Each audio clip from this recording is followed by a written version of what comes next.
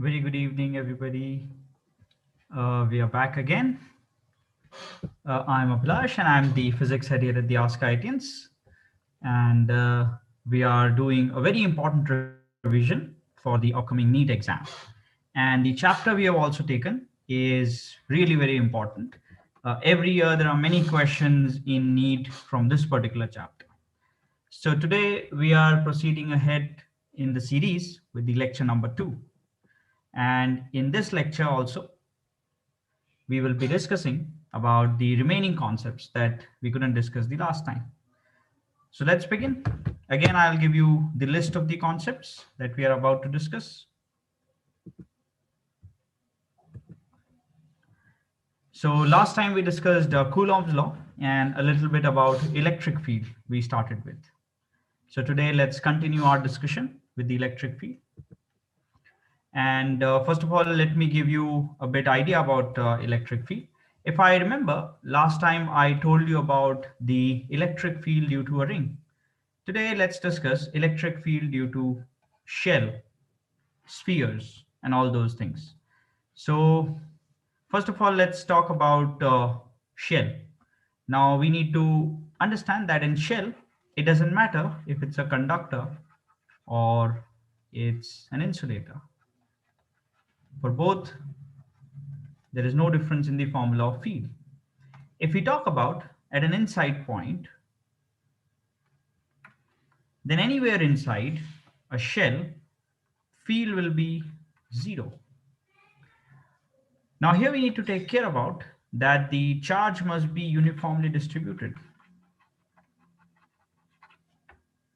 For a conductor, charge automatically gets distributed uniformly. But for an insulator, it can have a non-uniform distribution. So for a conductor, field inside a shell would always be 0. But for an insulator, it may be non-zero if the distribution is not uniform. So we have to first of all make a condition. Uniform distribution is required. So at any inside point, the field would be 0. Now let's talk about what about the points which are outside. Now, first of all, let's give the shell some charge. Let's say that the charge the shell contains is Q. And now we are talking about field at any point P over here, which is at R distance from the center. So field over there is simply given by just as if the charge, the entire shell behaves like a point charge. And so let's write the field. So field would be just like KQ over R squared. Imagine it to be equivalent to as if the same charge Q is placed at R distance from the point P. And so that's how you get the field due to a shell at a point P, which is R distance away. Now, what if it is on the surface? Then also it's easy. If radius of the sphere is capital R, shell is capital R, then the field at a point over here would simply be KQ over R squared. The distance would become capital R. That's the only difference. All right. Now that's about shell. Be it insulator, be it conductor, doesn't matter. As long as charge is uniformly distributed, all inside point field must be 0. Talking about these spheres now. Now here we need to make a difference between conductor and insulator. So let's talk about conductor first of all. If we take a conductor and it's a sphere, that means solid sphere, as you can write it.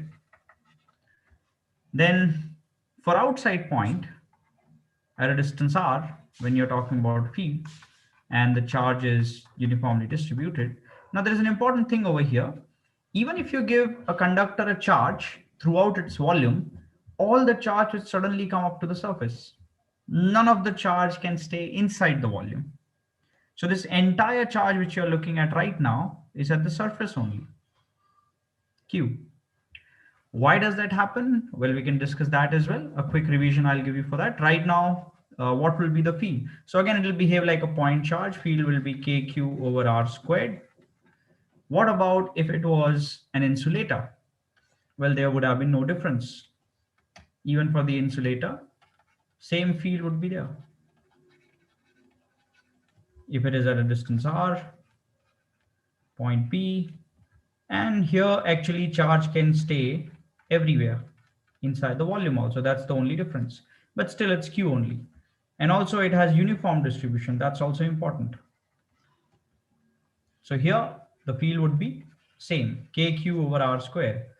Both conductor and non-conducting spheres behave like point charge placed at the center. When it comes to on the surface, then also the same behavior is observed, KQ over R square in both the cases. The only difference appears now in the inside. If you talk about a conductor and you're taking any point inside, everywhere it will be zero again. So for conductor, field is zero everywhere at all the points inside. But when I talk about an insulator, it is non-zero. And if I, let's say, go at a distance small r at this point, and I want to find out that what is the field over there, then field at that particular inside point, I can call it as EI, field at an inside point, it will be KQ over R cube times small r. Field suddenly becomes proportional to the distance from the center. That's the difference between insulator and conductor. So for outside and surface, it's same. Only difference happens is in inside point, isn't it? That's the only difference. Okay, now moving ahead. Let's try to solve a question on this. So let me present a question for all of you on the same concept. Let's see how well you understood this thing.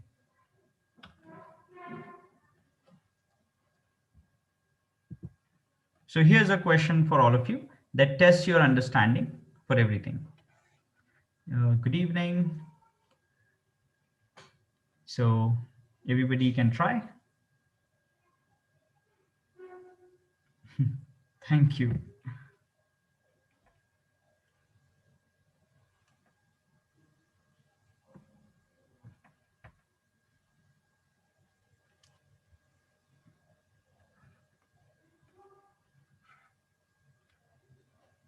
So this question is directly based on your understanding about the fields due to various spheres and shells and whatnot.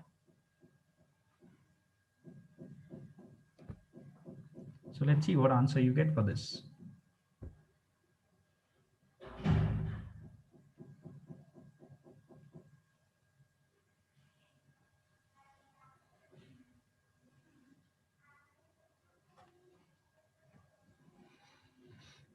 Okay, so coming up answer is C option is what I can see is being answered. Rest of you can also give your answer. What do you expect the answer to be? So C only. Most of the people are saying C option. Okay, let's give a check how to solve it. So let's quickly solve it. Now here you can clearly see what was there in the first part. In all three cases, the distance of the point is same. If you closely observed, the point is at the same distance from all the centers, right? And that distance is R. So whether it is this one or it is this one, the distance of the point has to remain same.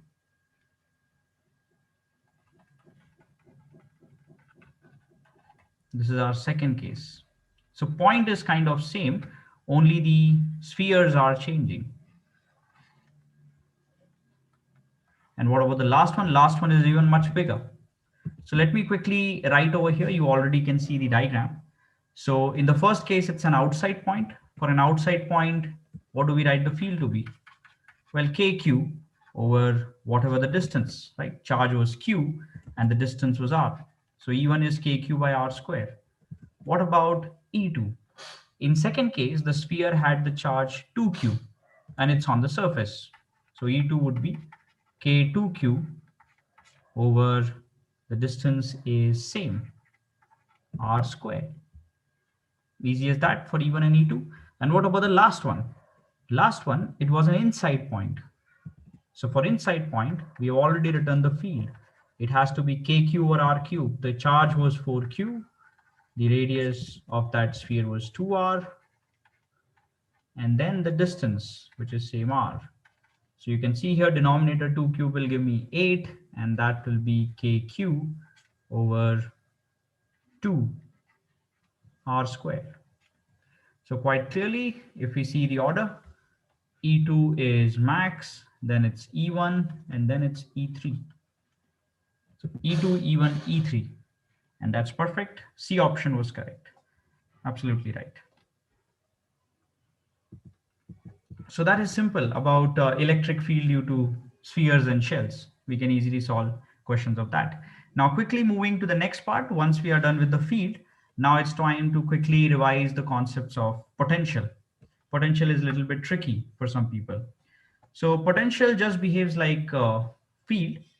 It is a property only of a single charge. So if I have a charge Q here, then it creates a potential at this point P, about which all of you must be knowing. And that potential at P can be written as KQ by R. Here it depends upon the polarity. If the charge is positive, then it's a positive potential. If charge would have been negative, then the potential would have been negative KQ by R. That's about potential. Now what potential actually is? So always remember, these things are just there for you. I'm just revising them very quickly for you. Potential is basically written as work done per unit charge, work done by the external agent per unit charge.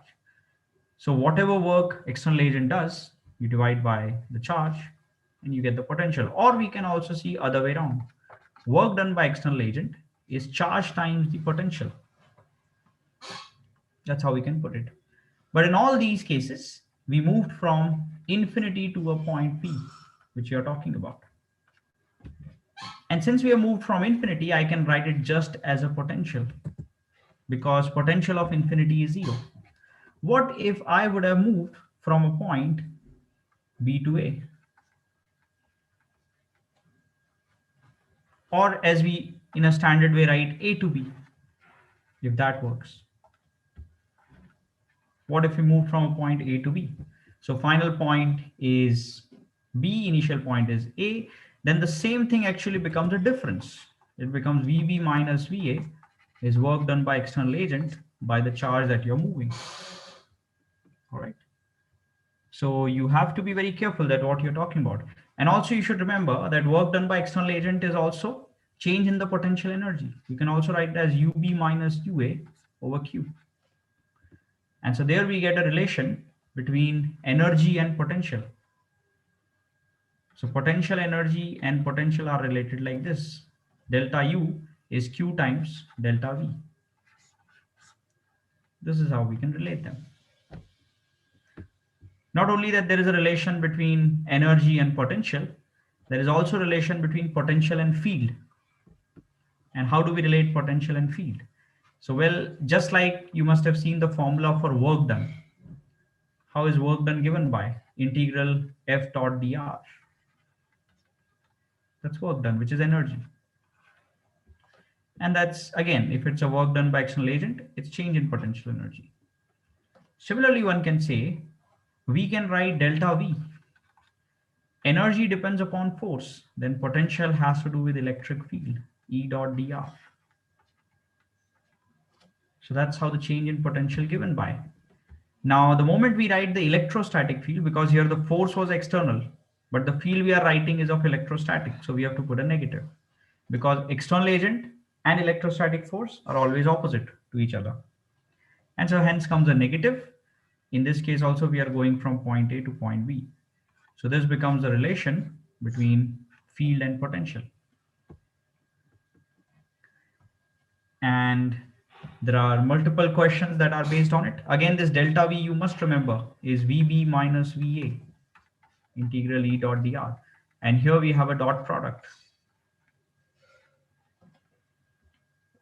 So this is something very important. Now, let's try to do another question based on this. Yes, good evening. We have many new users joining. So let me share another question, which all of you can solve on the same. First question now will come up on your screen. It tests your concept about field and potential and work. So there is an option tick, but it may be wrong as well. So try to think.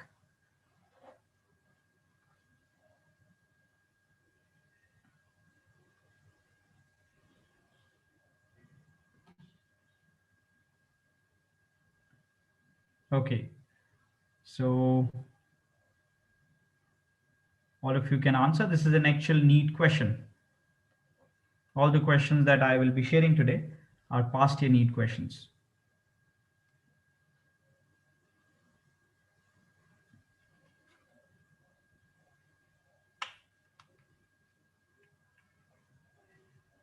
Okay, others can see what they are getting.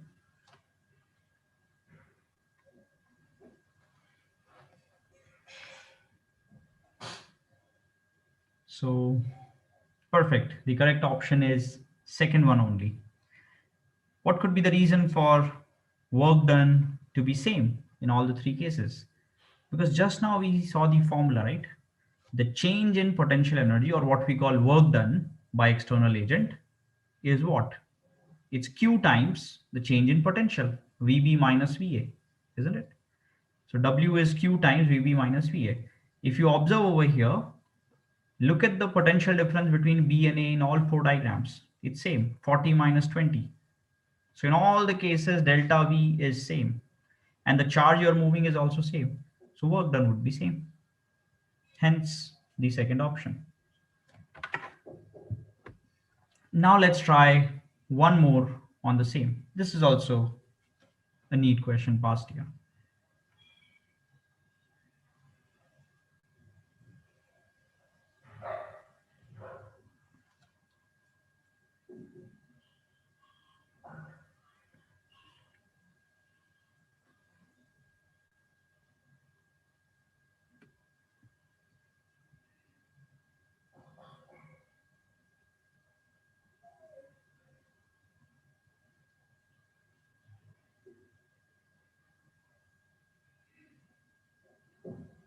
What could be the answer for this?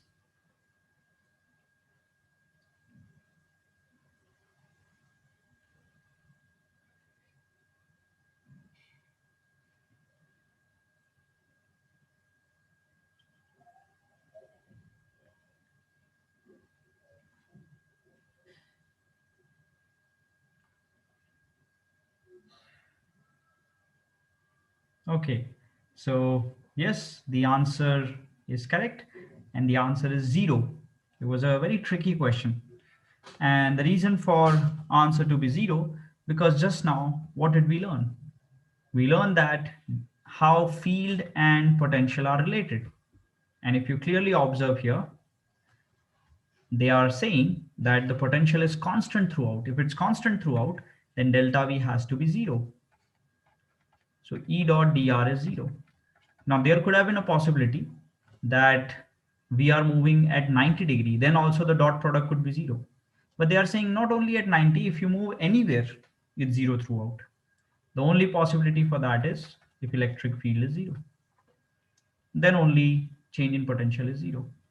And so that is the reason now when we will be discussing about potential due to various shapes, you must be realizing that if I consider a shell and I talk about potential due to a shell, then you would be observing that for outside point it changes the same way like a point charge, how it will change for a point charge. V will be kq by small r. And on the surface, it will be again same kq by capital R, just the distance will become radius. But the moment I will enter anywhere inside of this potential, of this shell, go at any point as you like. As you're moving inside from the surface, the moment you enter from surface to any internal point, there is no electric field present. E is 0 everywhere. And what does that imply? If there is no electric field, I won't have to do any work. Change in potential would be 0.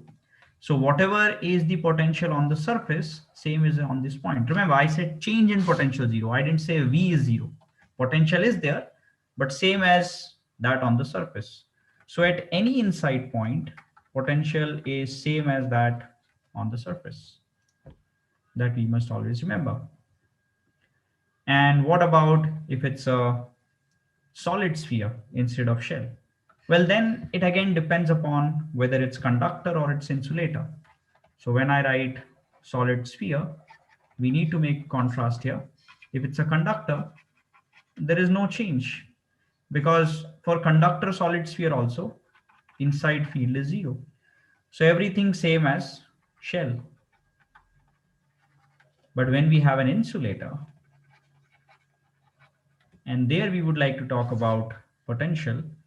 For outside, again, it's same. If it has charge q, for outside points, kq by small r. For surface, it's kq by capital R. But what about if we consider any inside point? Now it will change, because I told you in insulator, the field inside is non-zero. We even got the expression for it, right? The expression was kq by r cube, and it was directly proportional to the distance. Yeah. So here now the potential change, and potential at any point can be given by kq by 2r cube, 3r square minus r square, r being the distance from the center. So this is how the potential for any inside point changes for non-conducting solid sphere. Remember, it is again same as shell for conducting solid sphere. We're only talking about insulating solid sphere. So this must be clarified in your mind. So no change in potential as long as field is 0. So let's try out some question on this fact. Suppose I have 3 concentric shells.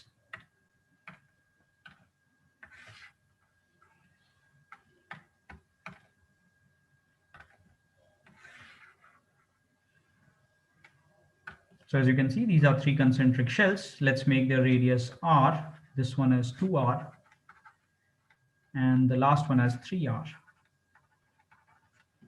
And let's give them some surface charge density. Now I'm giving surface charge density, not the charge. Surface charge density on the first one is positive sigma, on the second one negative sigma, and on the last one again positive sigma. So what is sigma here? Surface charge density, charge upon area. And we are being asked, yes, all these are shells. All of them are conducting shells.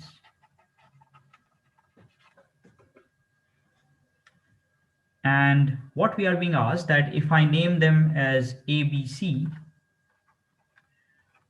then find the potential of the shell B.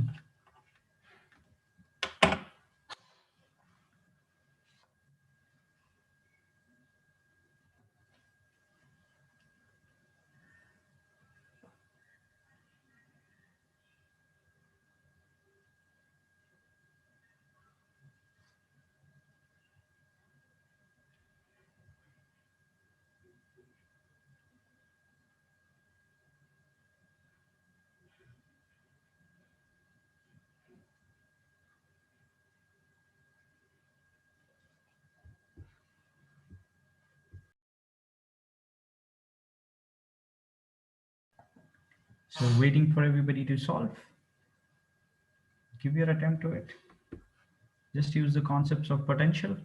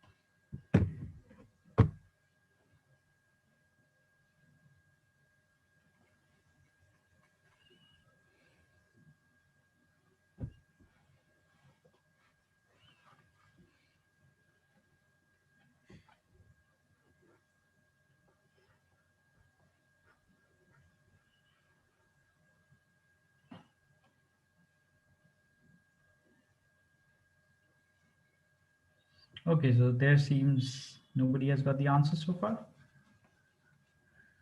Okay, one answer that I can see is not correct.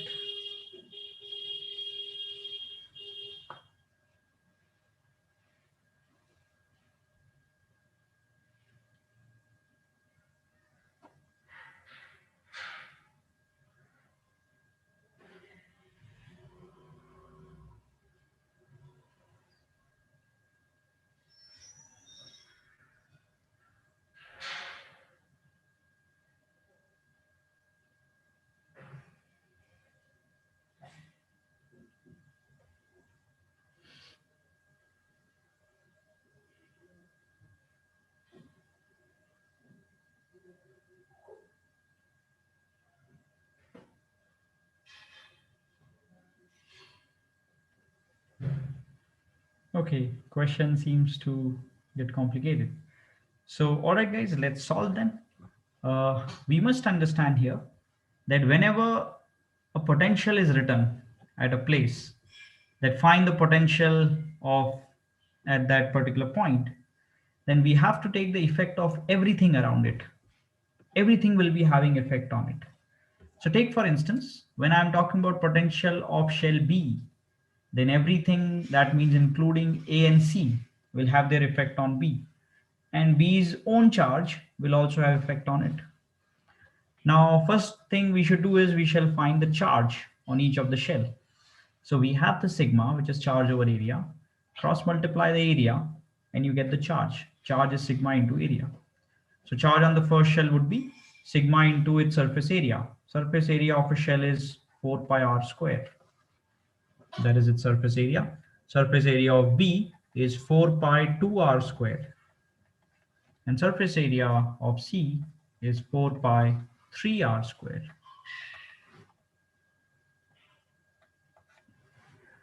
And so that's how we are getting the charge. And now we need to write the potential. So let's write potential on B. So as I said, everything will have effect on B. For A, how does a point on B behaves like? It behaves like an outside point. So the distance of that point must be written, and that's 2r only. So due to A, the potential on B is kq, its charge, which is sigma times 4 pi r square over the distance, which is 2r. What about the effect of B on itself? That is like the potential on the surface.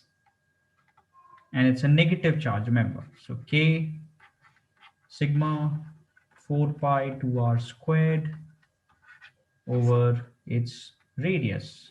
Its radius is 2r. And at last, the effect of shell C. Remember, for shell C, the B is an inside point. So shell C will create a potential same as that on its surface. Remember, potential at any inside point is same as that on the surface. So let us write the potential due to the shell C. That will be K sigma 4 pi 3r squared over 3r. Now why I took 3r? Because it is creating the potential that on its surface. Okay, now you can quickly see what will happen. So we can easily cancel this 2r with this. We can cancel with this 3r with this. And here one can, easily cancel k and 4 pi's. All those things can be cancelled. K can be put as 1 over 4 pi epsilon, isn't it? So it will be so easy for all of us to solve. And if you will solve that, what you will going to get? Yes, so I can see answer here, and that is 6k sigma pi r. Yes, you can do that way also. You don't substitute k right now. You can just cancel the terms. Like here you can cancel, it's 2 pi r. And here you see 8 pi r, right? Yes. And so finally you will going to achieve 3 by 2, because the moment you put ks 1 over 4 pi epsilon, it will become 3 by 2, isn't it?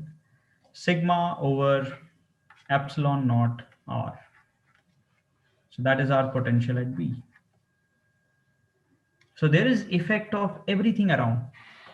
Just again look at it, B had a negative charge, but final potential on it is positive because there were effect of neighbors also on it. So whenever even a question of grounding comes, when they talk about grounding, I usually ask people what does grounding means, and everybody I guess can respond to this. That is making the potential zero. Now here also we need to understand that it is the net potential of the object that goes to zero. Because just saying potential zero, the NEET can ask a question like this. Here is a shell which is having positive charge and I suddenly ground it. What will happen to the charge? Will it go into the ground? More charge will come from the ground? Nothing will happen. It will remain unchanged. What do you guys think? What will happen to the charge on the shell when it is grounded?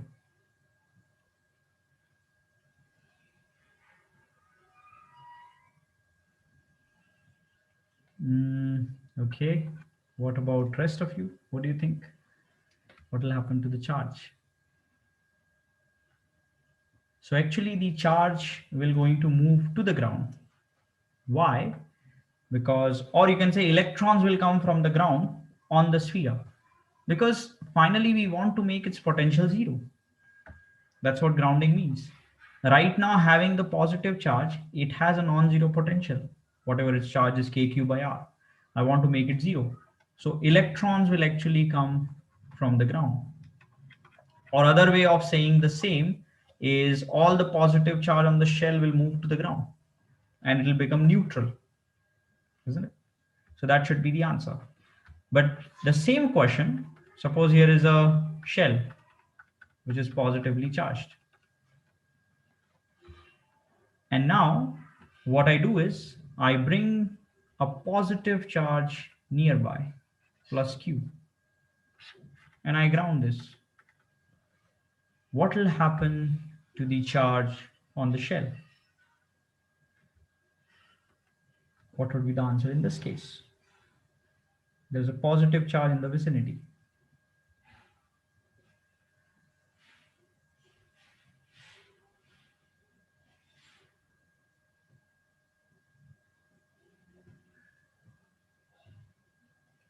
Yes, this becomes tricky.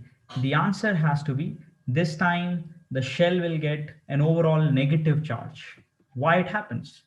See, there's a positive charge and that will be creating a net positive potential on the shell. Take any point on the shell and this Q will create a potential on it. And if you ground it, then the net potential on that shell must be zero. The only way we can cancel this positive potential of Q is if the shell itself gains negative charge. So now the moment it has negative charge, if there is a plus Q nearby, it will create some positive potential here, and the negative charge will going to create the equal negative potential there. And overall, it will be zero. So always remember it's net which is zero.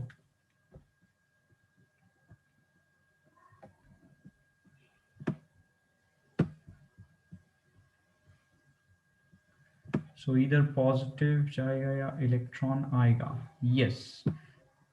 Positive तो जाएगा ही. Positive has been removed. But what is the maximum positive can do? It can make the sphere neutral. After it became neutral, more electrons came to make it negatively charged. Yes. So that's about grounding. Now, moving ahead, we can do an easy question on grounding as well. So suppose, again, we have 3 concentric shells.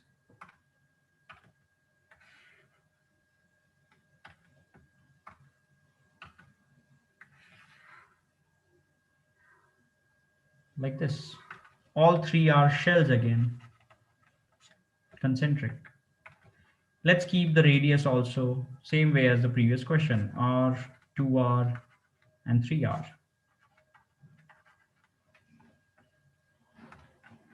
Let's give the inner shell plus Q charge. Let's give the outer shell negative Q charge. The middle shell was neutral, or it could have had some charge also, it doesn't matter actually. But finally I ground it.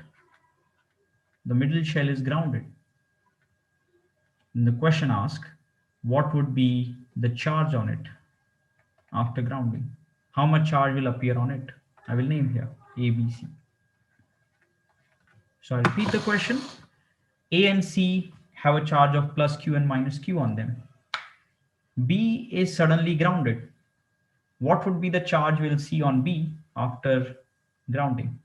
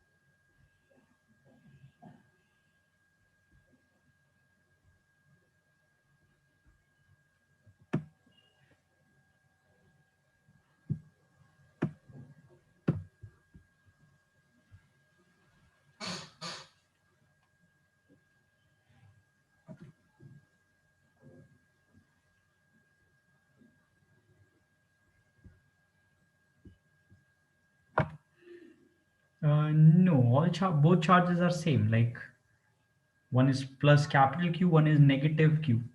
So answer will be in terms of Q only.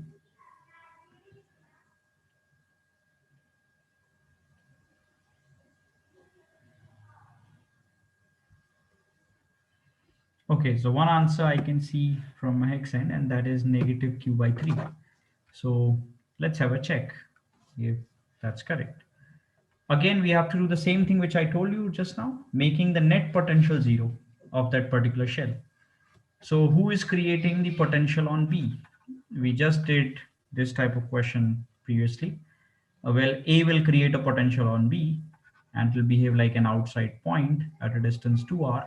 So KQ by 2r. That's potential due to A on B. Suppose B gains Q charge. So due to its own charge, the potential on itself would be KQ by 2r. And what about the shell C? For that, B is an inside point. So it will create a potential same as that on its surface, KQ by 3r. Now this is the net potential on B, and it must go to 0. That's the logic behind it. So finally, I can see Q by 2 minus Q by 3, or other way around, I should say. That should be our negative Q by 2. And so what will we get from here? So we'll get Q by 6, and negative multiplied by 2 is our Q, which is negative Q by 3. So that much charge will appear on B, on grounding. Won't the charge going to change on A and C? Well, it will not, because in A and C shell, they are isolated. Yes, so that is about grounding. Quickly moving ahead to the next topic, and that is about looking at the relation between potential and field once again. So we had delta V as integral E dot dr. Why there is an integration? Because we are calculating for an entire path from A to B.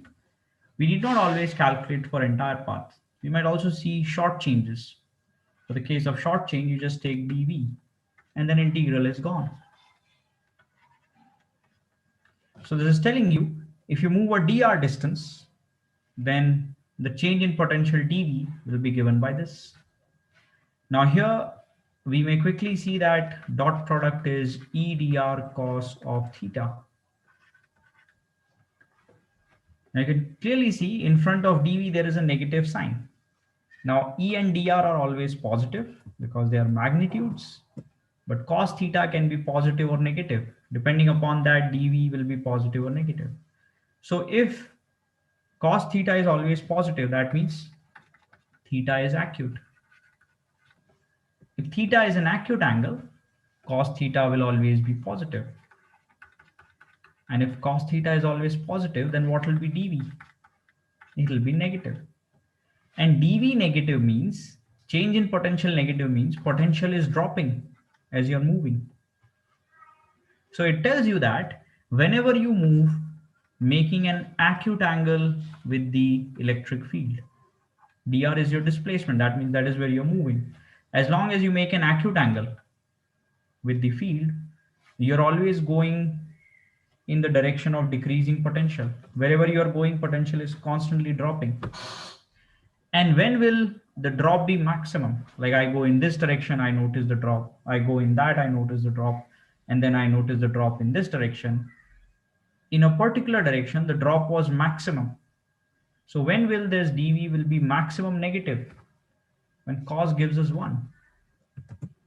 That means when you make theta 0, the drop in potential will be maximum.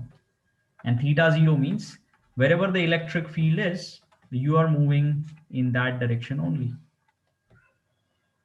So whenever you move along the electric field, the drop in potential is maximum. Remember, drop is maximum. It reduced by maximum amount in moving in the direction of field. So that's a concept one must understand. So take for instance, you have been given 3 paths. Here the potential was 10. Let's say this is the point O. This is A, B, C. And between O to A, or at A, potential is 2 volt. At B, it is 4 volt. And at C, it is 6 volt. Along which direction the electric field lies? OA, OB, OC. Where do you expect electric field to lie?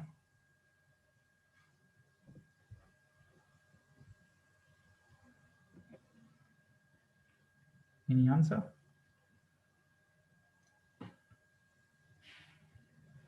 No. Here the answer should be O to A. That is the direction where the field lies. Why? Because I told you, drop will happen even if you're making an acute angle. There will be dV negative. And in all these cases, dV is negative. But maximum drop will happen where? When you move along the direction of field. When you move making an angle theta 0.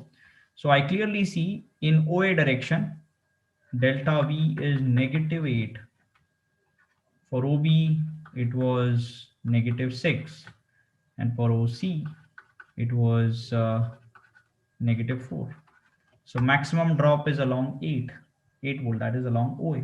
So this is where our electric field lies. And so as a matter of fact, since OC now seems to make an obtuse angle, we may even actually increase the potential. We can make it 11. From 10, it became 11. Because that will be my next point to you. What if theta is obtuse? It will be exact opposite of this. Theta obtuse, then cos theta is negative, dV is positive. That means potential is increasing as you're moving. Or other way to put it is, if you move in a direction opposite to electric field, you're making the maximum possible obtuse angle of 180. Then the increment in the potential will be maximum. Right? So here increment is maximum. So very important points to remember. Moving in the direction of field, potential drops by maximum. Moving opposite to field, potential increases by maximum.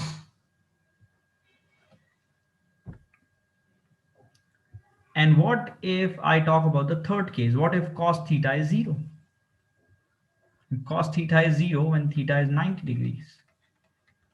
When theta is 90, dV becomes equal to 0. Right? Yeah. The moment cos theta is 0, this dV is 0. And no change in potential means V is constant. potential is not changing. And that's an amazing thing to learn, that as long as you make your angle 90° with the field, then you're moving on a constant potential surface. So suppose electric field is like this.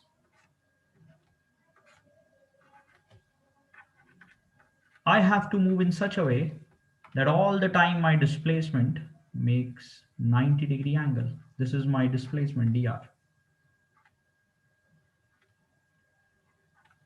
You can see at every point it's making 90° with the field. And the moment that happens, we know potential across the surface I'm moving will be constant. And hence it's called equipotential surface.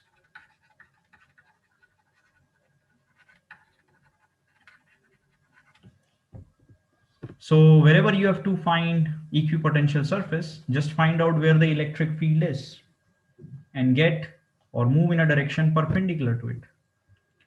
And I would say the vice versa is rather more useful. That is, suppose you find out that there is an equipotential surface here, like equipotential surface is of this sort. And we are being asked that find the direction of electric field here. So electric field has to be 90°. This is how electric field would be. Now comes the confusion. What about the arrows? It can be that direction also, it can be downward also. How do we determine the direction? So well, they will tell you that these are multiple equipotential surfaces. There was one here also. There also the field is crossing perpendicularly. But they tell you here the potential was 10 volts along the equipotential surface, while here it was 8 volts. So that means when you're going from 10 to 8, potential is decreasing, right? And I told you when you move in the direction of field, the potential always drops. So potential is dropping from 10 to 8. That is where the field direction has to be. So that's the concept behind it. And then we have some questions regarding this. The question goes as following. There are many equipotential lines given to you in this question. All the lines are parallel to each other and they look like this. The first equipotential line passes like this. The second one passes parallel to it. The third one also is parallel to it.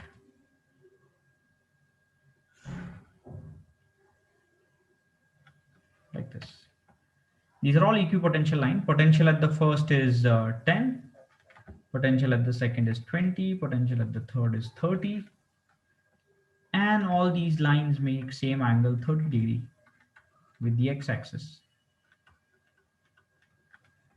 And first one passes from the origin.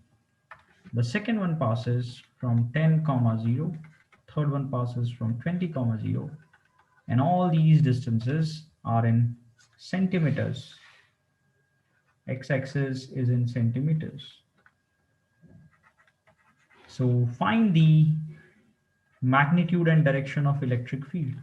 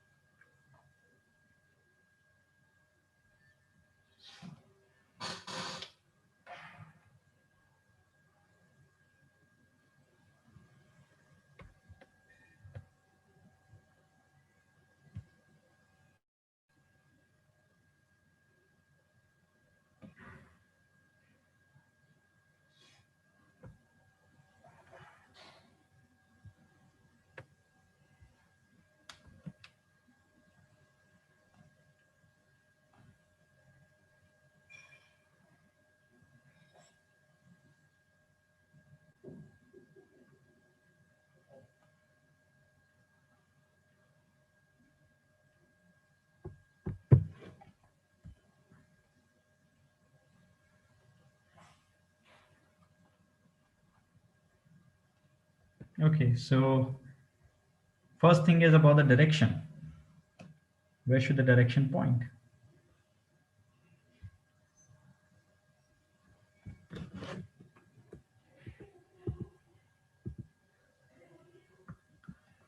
In the direction of decreasing potential.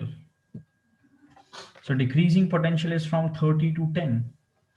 Also, it has to be at 90 degrees to these equipotential surface. So field has to be like this. This represents the direction of field, or this represents the direction of field.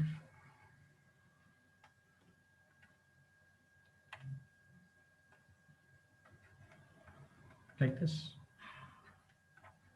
You can see it satisfies all the property. It makes 90 degree with the equipotential. And it's also in the decreasing direction of potential. Finally, we need its value. What should be the magnitude? Well, I can move in the direction of electric field. I can say, let us move in this direction. Let me make a displacement. Let me make a displacement from where to where? Well, I can make from, let's say, point A to point B here. So this will be my dr.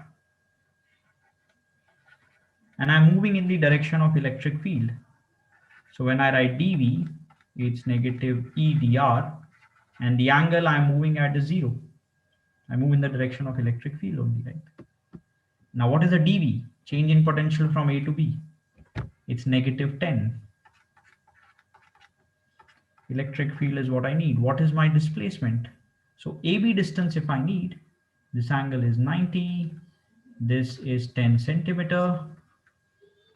So I know the hypotenuse of that right angle triangle, and I need perpendicular. So I can apply sine 30. Sine 30 is AB by 10. So AB is 5 centimeters. Remember, when I substitute here, I must put it in meters, 0.05. Because after all, volts is SI unit.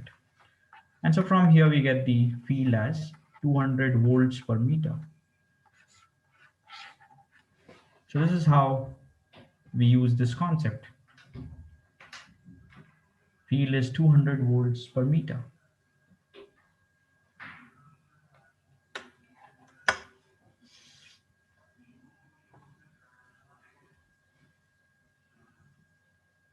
So I hope that's clear to everyone. Now we shall conclude over here. In the upcoming series, we will do other important chapters like current electricity. We may see some of the questions from capacitors and others as well. Yes, sure, Mahek. Yeah. So see you guys next time. Goodbye.